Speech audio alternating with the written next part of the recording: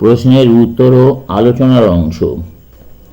1896 খ্রিস্টাব্দে 22 ও 24 March Harvard বিশ্ববিদ্যালয়ের ছাত্রদের বৈকালীন আসরে প্রশ্নোত্তর হইতে গৃহীত এবং স্বামীজীর অপ্রকাশিত বক্তৃতা ও আলোচনা হইতেও কিছু সংযোজিত হইয়াছে। 1 নম্বর, যুক্তি বিচারের সহিত যতটুকু মেলে ব্যক্তিগতভাবে আমি বেদের ততটুকুই গ্রহণ করি। বেদের কোনো অংশ স্পষ্টই পরস্পর বিরোধী, কোনো অংশ স্পষ্টই পরস্পর বিরোধী। বেদসমূহ পাশ্চাত্য অর্থে প্রত্যাদিষ্ট বলিয়া মনে করা হয় না, উহারা জ্ঞান সমষ্টি বলিয়াই সর্ববিজ্ঞান।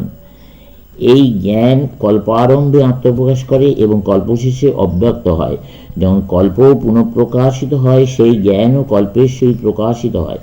এ পর্যন্ত তত্ত্বটি ঠিক আছে, কিন্তু শুধু বেদ নামক শাস্ত্রগ্রন্থগুলিতে এইসব জ্ঞান আছে একথা কর্তৃকমাত্র। এক স্থলে মনু বলিয়াছেন, বেদের যে অংশ যুক্তি বিচারের সহিত মেলে সেই অংশই বেদ, বাকি অংশ নয়। আমাদের দার্শনিকগণ অনেকেই এই মত পোষণ করেন।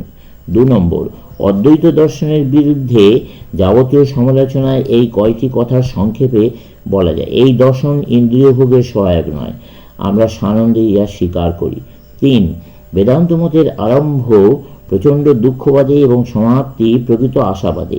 আমরা ইন্দ্রিয় কেন্দ্রিক আশাবাদ অস্বীকার করি, কিন্তু অতীন্দ্রিয় সত্যের সহিত সম্বন্ধ প্রকৃত আশাবাদ স্বীকার করি।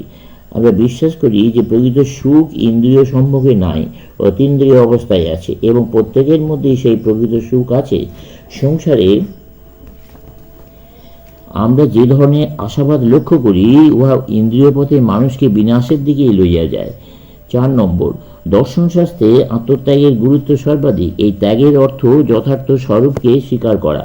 ইন্দ্রিয়গ্রাহ্য জগৎকে অস্বীকার করে বলিয়াই এই ত্যাগ দুঃখবানাত্মক, কিন্তু প্রকৃত জগৎকে গ্রহণ করে বলিয়াই যা আশাবাদী।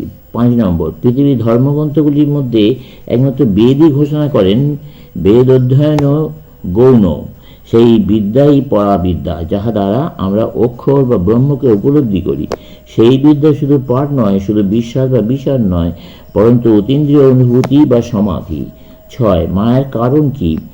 গত 3000 বৎসর ধরিয়া এই প্রশ্নটি জিজ্ঞাসিত হইতেছে। ইহার একমাত্র উত্তর যখন যুক্তিসঙ্গতভাবে প্রশ্নটি উত্থাপিত হইবে, তখনই আমরা ইহার উত্তর দেব। প্রশ্নটি স্ববিরোধী। আমাদের বক্তব্য এই যে পরব্রহ্ম যেন আপেক্ষিক জগৎ হইয়াছেন, সেই নিত্যমুক্ত ব্রহ্ম শুধু মায়াতে যেন কার্যকারণে বদ্ধ হইয়াছেন। যখন স্বীকার করা হইয়াছে যে ব্রহ্ম নিত্যমুক্ত, তখনই মানিয়া লইতে হইবে পরব্রহ্মে কোনো কিছু ক্রিয়া ব্যাপার হইতে পারে না। ব্রহ্ম কারণাতীত, ইহার অর্থ ব্রহ্ম অতিরিক্ত কোনো কিছু ব্রহ্মের উপর ক্রিয়া করিতে পারে না। প্রথমত, ব্রহ্ম যদি কারণাতীত হন, তবে কোনো কিছুই তাহার উপর ক্রিয়া করিতে পারে না। নিত্যমুক্ত ব্রহ্মের দেশকাল নিমিত্ত থাকতে পারে না। ইহা মানিয়া লইলে প্রশ্নটি দাঁড়াইবে, যাহার কোনো কারণ নাই, তাহার কারণ কি? তাহা কিভাবে এই রূপে পরিবর্তিত হইল? কার্যকারণের জগতেই তোমার এই প্রশ্ন সম্ভব। তুমি কিন্তু পরব্রহ্ম বিষয়ে এই প্রশ্ন করিতে চাইতেছ। কেবল যখন পরব্রহ্ম কারণাত্মক জগতে রূপান্তরিত হন এবং দেশকাল নিমিত্তের আবির্ভাব হয়, তখন এই প্রশ্ন করা যাইতে পারে। আমরা এইমাত্র বলিতে পারি যে অবিদ্যায় ভ্রম সৃষ্টি করে। এই প্রশ্ন অসম্ভব। ব্রহ্মের উপর কোনো কিছু ক্রিয়া সম্ভব নয়। না, কোনো কারণ ছিল না, আমরা জানি না বা আমরা অজ্ঞ, তাহা নয়। ব্রহ্ম জ্ঞানের বাহিরে এবং তাকে জ্ঞানের রাজ্যে আনা যাইতে পারে না। আমি জানি না, এই শব্দগুলি 2 অর্থে ব্যবহার করিতে পারি। একভাবে ইহাদের অর্থ এই যে আমরা জ্ঞানের নিম্নে আছি, অন্যভাবে ইহার অর্থ এই বস্তু জ্ঞানের ঊর্ধ্বে অবস্থিত।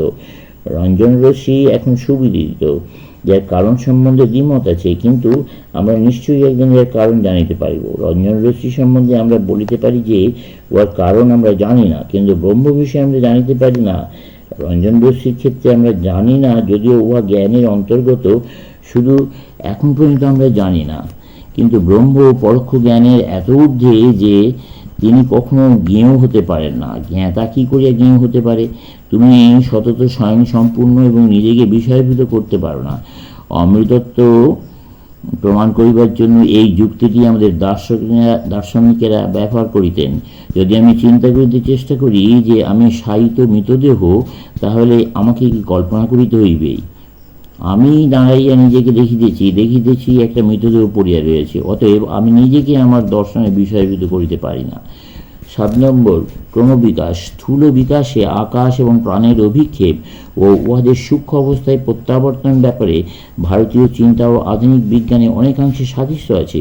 আধুনিক বিজ্ঞানের ক্রমবিকাশ সম্বন্ধে স্বকীয় মত আছে, যোগীদেরও আছে, কিন্তু আমার মনে হয় যোগীদের ব্যাখ্যা অধিকতর যুক্তিসঙ্গত। প্রকৃতির আপূরণের দ্বারা এক প্রজাতি অন্য প্রজাতিতে পরিণত হয়।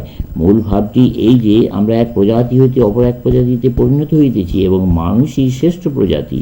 চাষি যেমন জমিতে জল সেচ করে, এই উপমার দ্বারা পতঞ্জলি প্রকৃতির আপূরণ ব্যাখ্যা করিয়াছেন। আমাদের শিক্ষা ও প্রগতির একমাত্র অর্থ হইতেছে অন্তরায়গুলি অপসারিত করা, তাহলে স্বভাবতই দেবত্ব বিকশিত হইবে। ইহা দ্বারা জীবন সংগ্রামের মতবাদ খণ্ডিত হয়।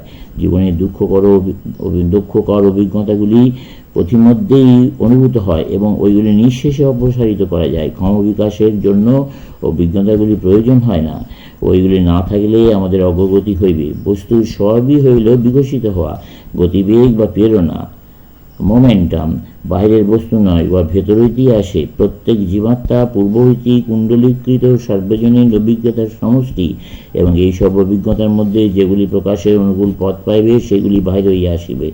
সুতরাং বাহিরের বস্তুগুলি আমাদের জন্য শুধু প্রয়োজনীয় আবিষ্যনই গড়িয়া দিতে পারে। যে সকল প্রতিযোগিতা, সংগ্রাম এবং অশুভ আমরা দেখিতেছি সেগুলি ক্রমসংকোচের ফল বা কারণ নয়, সেগুলি জীবনের পথে আসিয়া থাকে। সেগুলি না থাকিলেও মানুষ অগ্রসর হইবে এবং ঈশ্বররূপে বিকশিত হইবে, কারণ ঈশ্বরের স্বভাবই বাহির হইয়া আসা ও নিজেকে বিকাশ করা। প্রতিযোগিতার ভয়াবহ ভাবের পরিবর্তে এই ভাবটি আমার অত্যন্ত আশাপ্রদ বলিয়া মনে হয়। যতই ইতিহাস পাঠ করি ততই মনে হয় প্রতিযোগিতার ভাবটি ভুল। কেউ কেউ বলে যে মানুষ যদি মানুষের সহিত যুদ্ধ না করিত তাহলে সে উন্নতি করিতে পারিত না। আমিও অনুরূপ চিন্তা করিতাম, কিন্তু এখন দেখি যে প্রত্যেকটি যুদ্ধ মানুষের উন্নতি ত্বরান্বিত না করিয়া 50 বছর পিছাইয়া দিয়েছে। একদিন আসিবে যখন মানুষ নতুন আলোকে ইতিহাস অধ্যয়ন করিবে এবং দেখিবে যে প্রতিযোগিতা প্রগতির কারণ বা কার্য কিছুই নয়, প্রতিযোগিতা পথের একটি দৃশ্য মাত্র। ক্রমবিকাশের জন্য যার কোনো প্রয়োজন নাই, চলবে।